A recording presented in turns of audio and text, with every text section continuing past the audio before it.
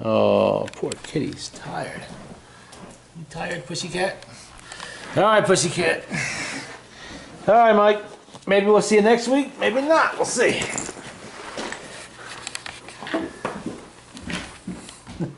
Oh, hear him snoring just about.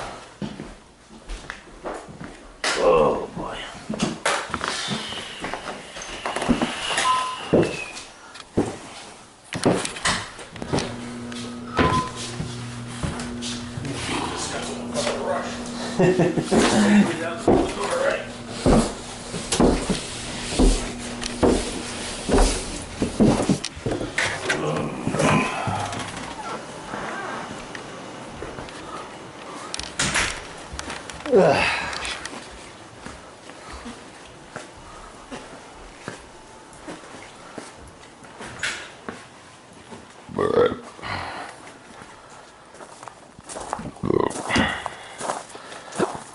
Rained.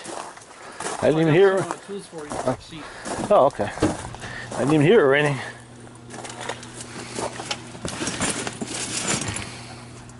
I'll grab those when we get to the yard. Oh, boy.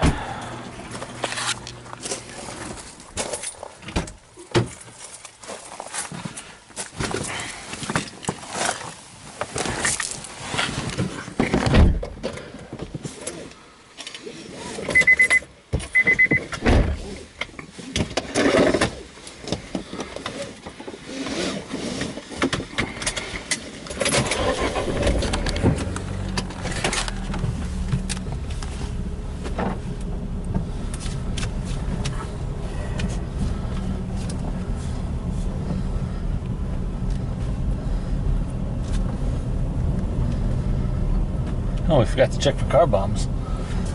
Oh, yeah.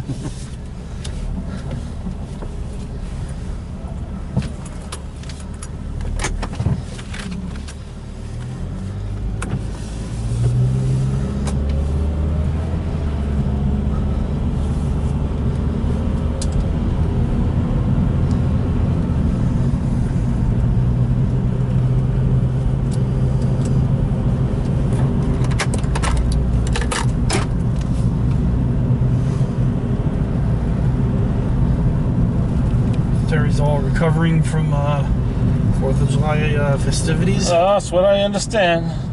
Drunk all weekend with her sister. Where's she getting money for the alcohol? I don't know.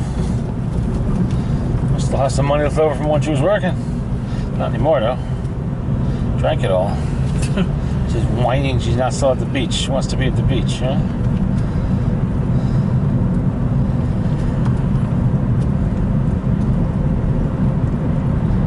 We're gonna go farther. We're just out there on Long Island. I'm going to the Hamptons in September 16th. Oh, what are you doing there?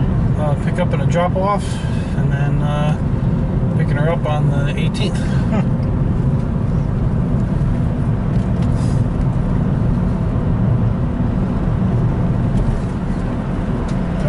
Real advantage. I'm reserving both days. So I was a little late twice with her, which was not, was not happy about that. I was telling my mom, I don't care, I'm putting off the end of the fucking world. I ain't being late again for her, not that one. I was mad about that, so it's not gonna happen again.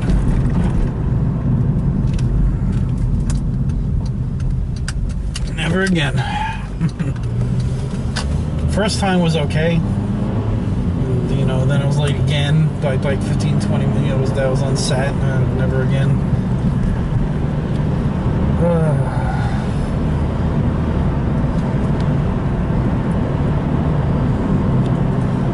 Well, if she wanted punctuality, she should have hired a professional car service with the limo and the driver in the uniform and all that shit, and paid 5 times the amount.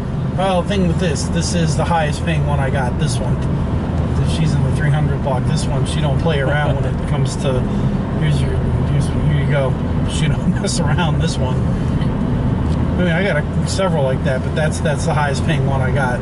So, I don't care who the hell I got to cancel or put off. I don't care.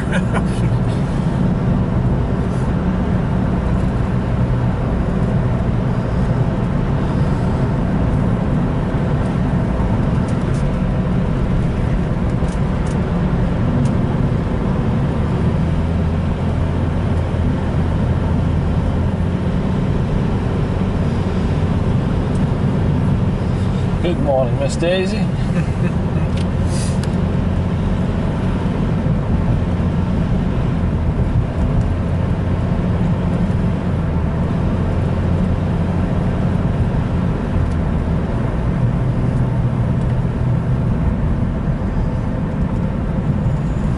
can't believe a Burger King burnt down that I was just at. Well, I had a similar thing with the Arby's in Pennsylvania. So you're telling me you're a serial arsonist? No, the one in Arby's was a drive-by or a drive-in. You did a drive-by. Wow. Isn't that interesting? Came in there, 2 black skid marks going right into the counter. You see the what do you call the plywood up on the windows there, and of course it's not too hard to figure out what the hell happened. And so I said, oh, I guess somebody mistook the drive-through and came in here. And she's like, how do you know?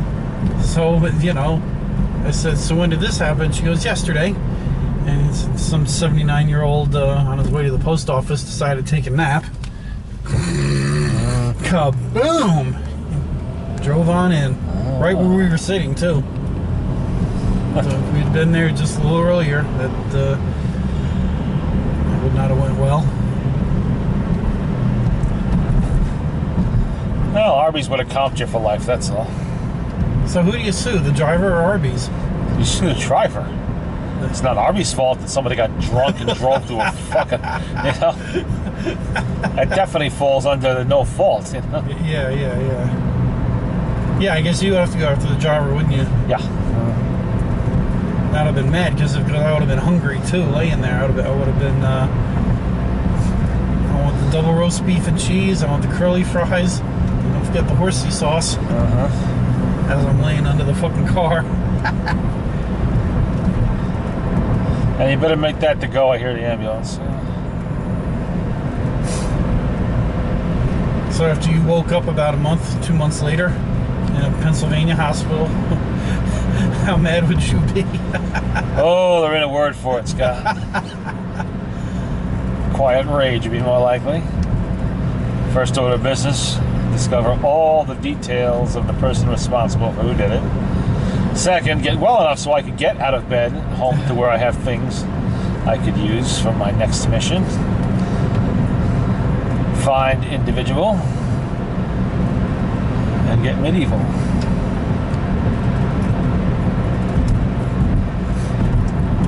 That scene from what we just watched where the guy's hanging from the pole? They said they got lucky that nobody got hurt. Yeah. You know, you just... And then the customer we were talking to was like, so what happened? She said, I called in sick that day, but even she wouldn't have got hurt because everybody was behind the counter, so there was no customers in there when it happened. Luckily, she said lunch was just starting.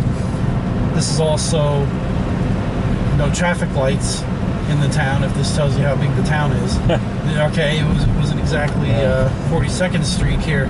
This was like in the middle of fucking nowhere, kind of almost. Well, there may have been a traffic light, but that was it. And it was. Well, the middle of nowhere would make it very convenient for my punishment of the perpetrator. Nobody to hear you scream. Mike said, I'm trying to think what place it just got robbed or something. I'm trying to. I don't know. Places get robbed every day. I have no idea which one you're talking about this time, but.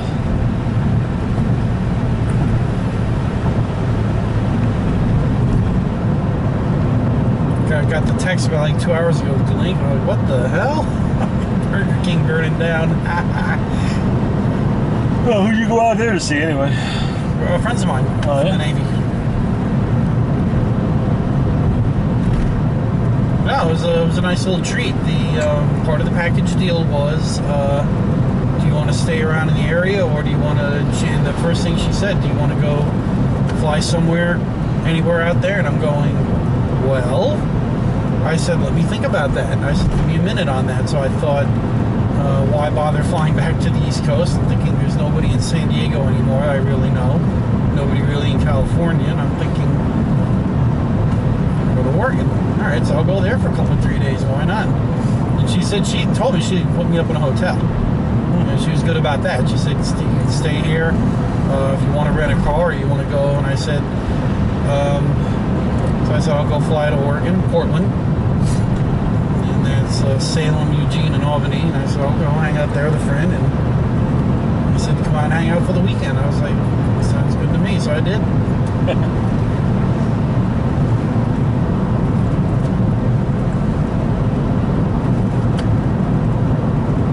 So that was fun. Went to Newport Beach and saw fireworks. That was pretty good. The other Newport Beach. Yeah. The unheard of Newport Beach. Really pretty though. Oh my God, 75 degrees, no humidity. Borderline putting a jacket on in the evening. Borderline. Well, it wasn't that bad here either. Didn't get bad till Monday. When we got back, yeah, when I got Tuesday, back Wednesday evening, 6:30, walked out. Yep. Oh, yeah.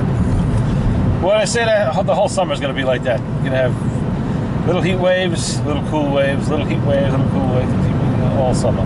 It's not bad, got air, so.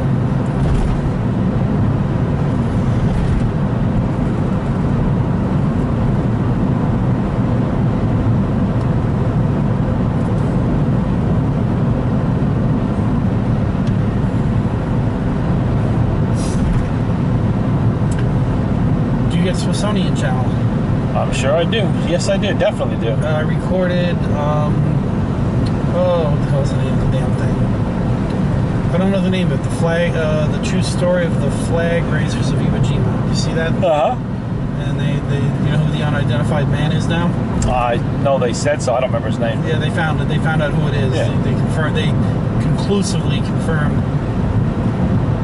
And it wasn't just like, all right, smile for the camera. They did it a couple, 3 times, and then Roosevelt ordered all 3 of them, or 2 of them come back. Actually, I think a bunch of them.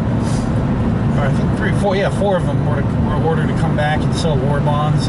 Yeah. You know, but they didn't want to do that. They wanted to go fight. And they said this is, and those war bonds that they were pushing, that was where they made the most money off war bonds. Oh, yeah. And then the one guy that he ended up getting killed later in combat. Yeah. Couldn't. He said, I think it was this guy. I'm pretty sure it was this guy, and I was there, but they didn't know who the last guy was, and they positively identified him through living people that are still alive today. They identified him. Neat little special. Ew. Yeah.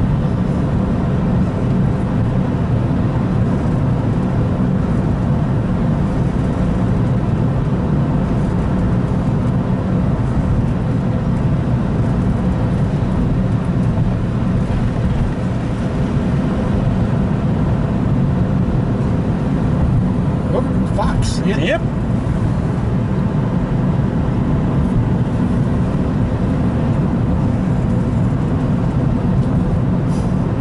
Had another one. They found a business card from somebody tied to bootlegging. This wasn't particularly big history, but it was on Channel 13.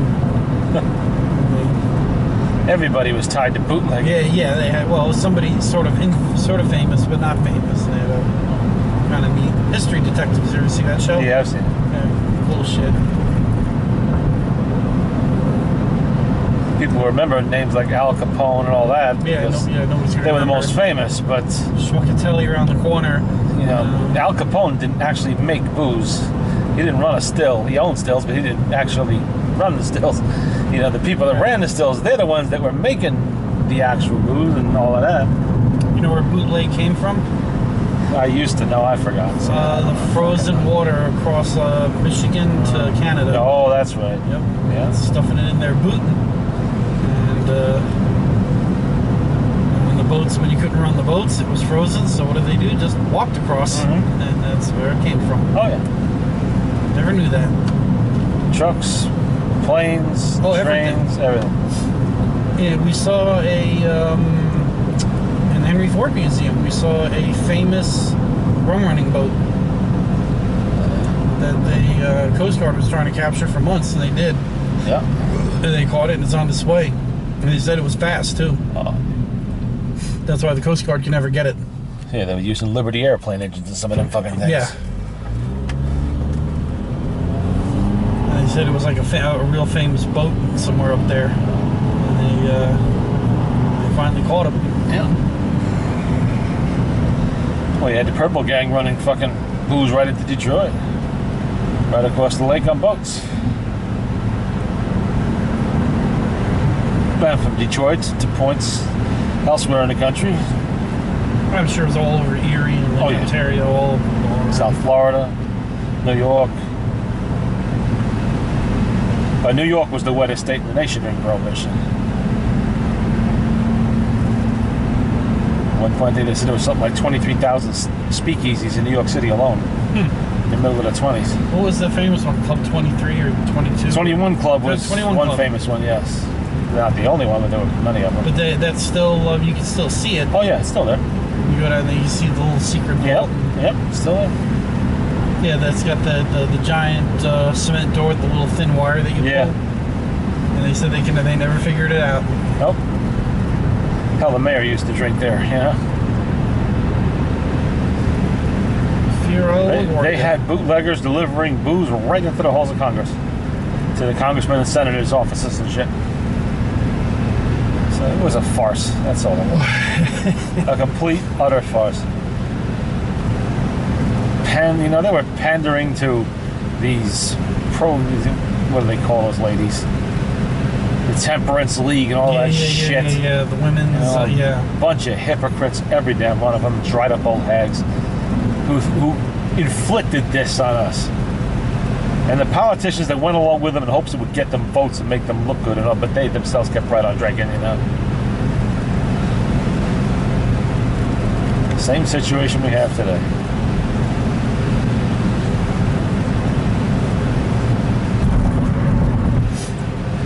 And they ended up reviled for it. History will remember them as the ones who caused the wave of organized crime that swept across America in the 1920s and 30s. How many people related to this died? Oh, God, hundreds of thousands. And I'm not talking, I mean, a lot of them, yeah, there were thousands who died from outright violence, gang warfare, shit That's what like I mean. that. And then innocent But there bystanders. was another aspect to it. The Temperance League pushed for legislation that would add poisons to certain kinds of medicinal alcohols deliberately, knowing people were going to drink this stuff anyway, and they were killing Americans with it. So it's bad They enough. did it on The purpose. bathtub gin was bad enough. Yeah, the bathtub gin was fine because they weren't adding poison to that. It was the stuff the government made, you know, for rubbing alcohol, for stuff like that. They deliberately added poisons to it that would blind people and kill people. Yeah. And they did kill thousands of people. Our own government did this at the insistence of these fucking cocksuckers who pushed for it. And that's on the tally too. Prohibition cost us tens of thousands of American lives. They got bottles. Hundreds of millions of dollars of lost revenue from taxes, and hundreds of millions of dollars of money that had to be spent trying to interdict this crap that was impossible to interdict. God. They got some of these bottles on display in the Henry Ford Museum. I have some bottles myself. Oh yeah. Oh yeah. No two labels alike. There's so many different homemade labels there. Sure. They were. Yeah, I had a bunch. It was interesting. All you know. Yeah.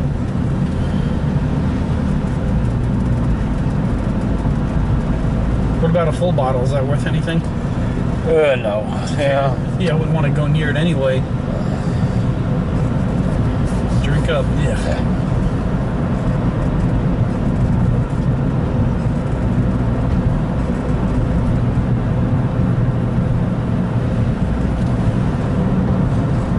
The Temperance League and the KKK.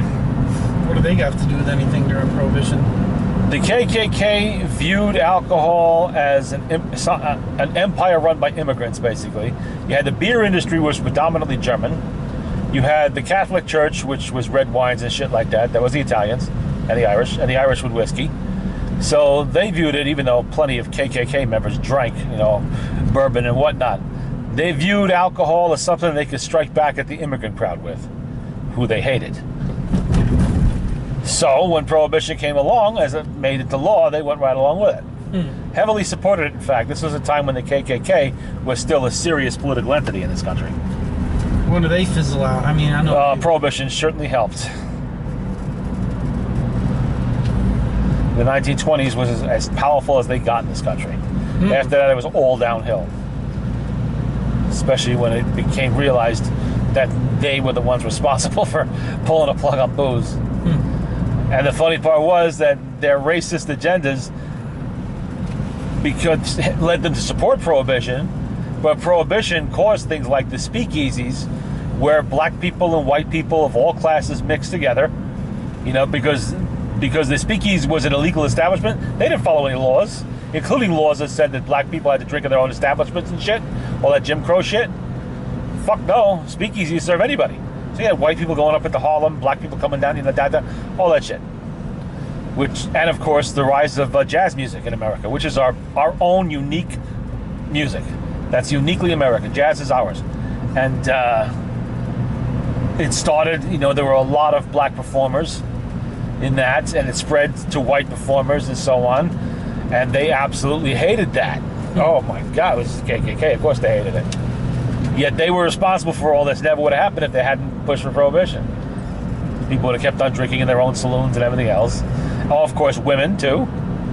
Women started drinking in the speakeasies right alongside the men, which was never allowed in the official, establishments before prohibition. It was after World War I. Everybody wanted to celebrate and party. And... Yeah. The 18th Amendment came along in 1919. Stroke of midnight, 1920. That's where the series Boardwalk. Yeah, that was the opening. Exactly. It is true. And the Volstead Act followed it, that had the provisions for enforcement and punishment.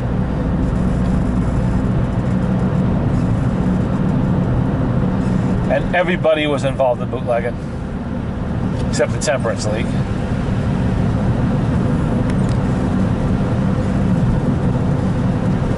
Some people just made it for themselves. Others, made it to sell to other people. And some people became involved in it specifically because they did not believe the government had any business telling Americans what they could drink, how they could drink, or where they could drink it. This was still a time when people believed in our rights. In the early days, 20, 21, 22? Yes, all through the 1920s and to 1934. How much illegal booze was around here at that time, you think? Anything you wanted. You could have got it right there next to Macia's house.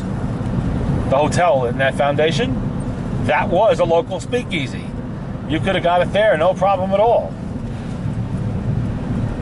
Smallies, any hotel and motel, ice cream parlors. Because that was a hotel, Smallies, right? Yes. That's an old one. Still is. I think they still have a couple rooms, but yeah. Any place like that, you could get booze. There was no problem. We were the wettest state in the country. We had the highest number of immigrants living here, and there's just no way they could win with prohibition here. And this is farm country, so you had a lot of farmers who were cooking. It's a great place set up. That's what I was saying. What did this place look like in the 20s and 30s? Yeah. Fucking done. There's nothing here now, let alone what it looked like back then. Oh, it was all farms. Yeah. And prohibition was universally ignored in places like this. Yeah, who's the FBI coming up here to bust who? The FBI did not get involved in busting anybody for prohibition. It was prohibition agents. Treasury Department, agents of the Treasury.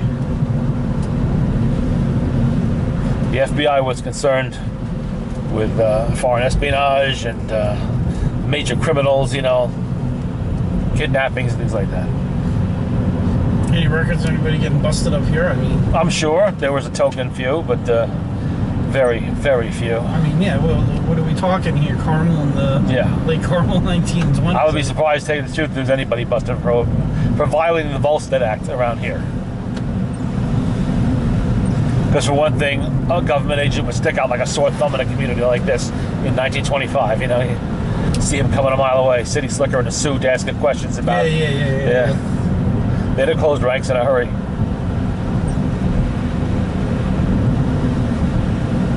Scorantino's, before it opened, it was originally built as the log cabin or something. I saw photos of it. Oh yeah. So then, back then in the 20s and 30s, I'm sure. Well, this was a resort area in a lot of places, all the way up to New Paltz, into the Catskills. Lake Mayapack there, they had the big resort there. One on Glen Ida, that's long since burned, but and these places, people wanted to drink. So they got supplied.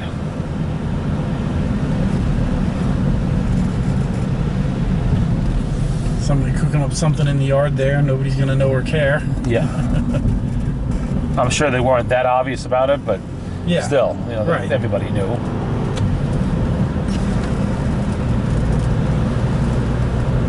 All the apple orchards around here, I'm sure there was many a drum of hard cider fermenting away. Doesn't take very long to ferment hard cider. All freaking apple orchards all over. Yeah. All over. Well, Yeah. the Bailey family owned, Oh, hundreds of acres. Oh, yeah. All over there. All, Yeah, Applejack was about the easiest to make. Little yeast, little sugar, leave it alone at a nice cool place, and you got hard cider.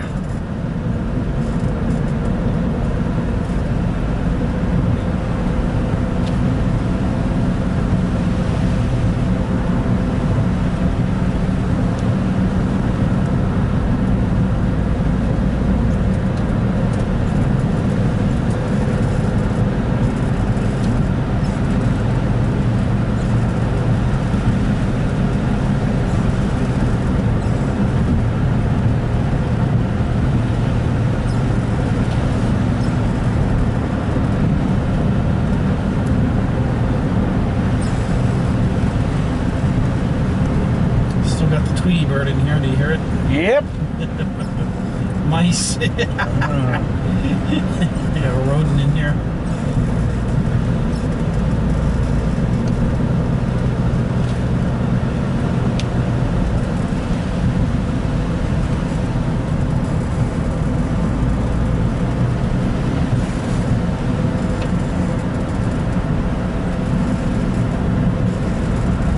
Today's what, the 8th, 9th? 9th, I believe. Yeah, so let's see. So I got to go to Cleveland this week. Oh, okay. So you're not going to be around next weekend? No, huh? no, I'll be around. I think I'm supposed to go out there Thursday or Friday. So how the hell are you going to be back here for fucking Saturday night? But I'll be back. Okay. I should be. It's a hell of a fucking trip. I came back in 24 hours last time. Oh, it's up to you. I don't know how. I was about to stay out there, by the way. Well, no, not in Cleveland. Not with all the shit that's going on. I don't blame you. First of all, we unload the house. Holly's running around like a caged lion again in her own house. And I walk inside. Guess what the temperature inside the house is? 102. 85 degrees. So now you have to send me to the hospital to have my legs cut off so I can fit in the bed. Ah, So now I can fit in the little kid's bed. Oh, why don't you spend the night? And I take one look at the little kid's bed with a footboard. So it's one thing if my legs, not my feet or my ankles, my legs can hang off, like in the hospitals back in the 1930s, where you let your legs hang over, circulation. And I'm going, well, okay, just you cut my legs off right below my waist here. I can fit in the bed just nice. Then I can fit in the bed. And it's hot, no fan.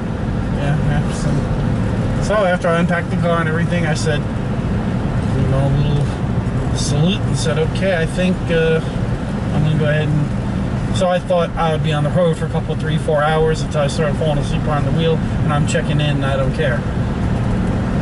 And 3, 4, 5, 6, 7, 8, 9, 10. Finally, I'm like, fuck it, let's go home. And then that was it. And I went home. Like, fuck it, oh God. So we left at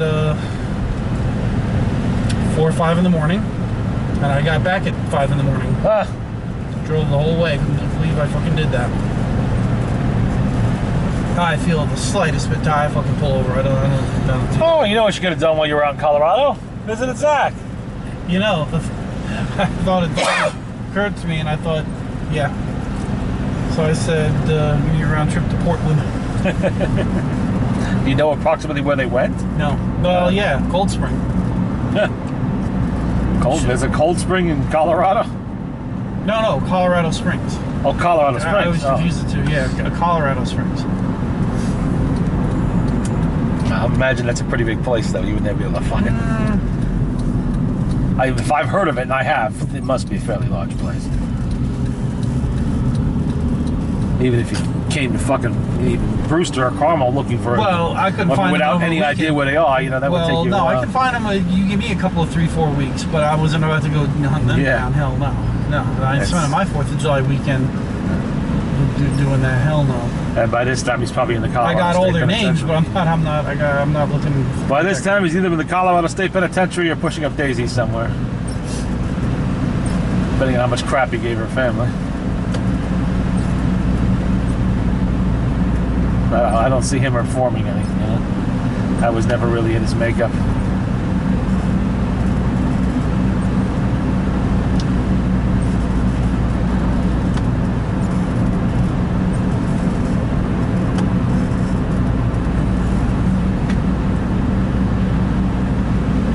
No, the Idaho thing.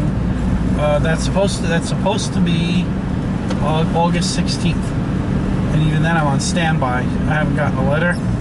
My biggest complaint on that is if I come out, you know, and they said they would help me with the ticket a little bit. I got a text there, so I said,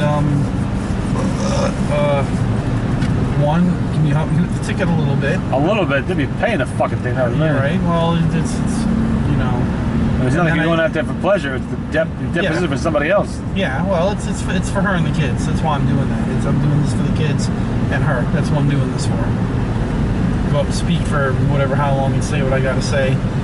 And I kind of even said too. I said, you know, unless this is life or death, I said it's not like I don't want to come out and do it. I'll go out for a day or two. There's a bunch of shit I'm doing up there for a couple of days, but I just hope this doesn't interfere with what I'm doing here, and just give me a definite yes or no, because I don't want to put people off.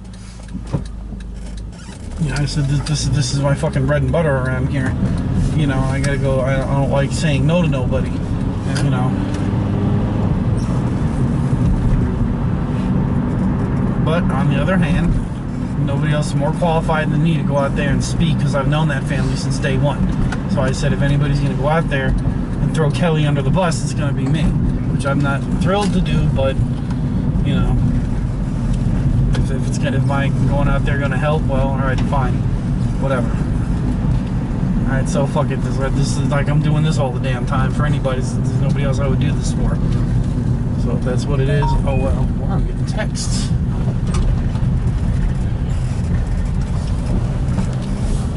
There, how green everything is. Yep. What the bad? Getting texts. You forgot something at Mike's house. I don't know. Well, it's in the back Obviously, it wasn't your phone. seat. Yeah, right. I don't know what I left. Unless Mike's giving me instructions for tomorrow. I'm getting a text from somebody on the West Coast. Imagine by now, Mike's asleep. Yeah, that's what I'm saying. Well, it could be. Yeah, he was tired.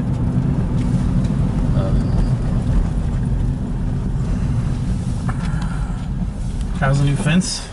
Oh, the gate's good so far. Nobody's managed to hit it yet. Yeah. All right, that's enough for that.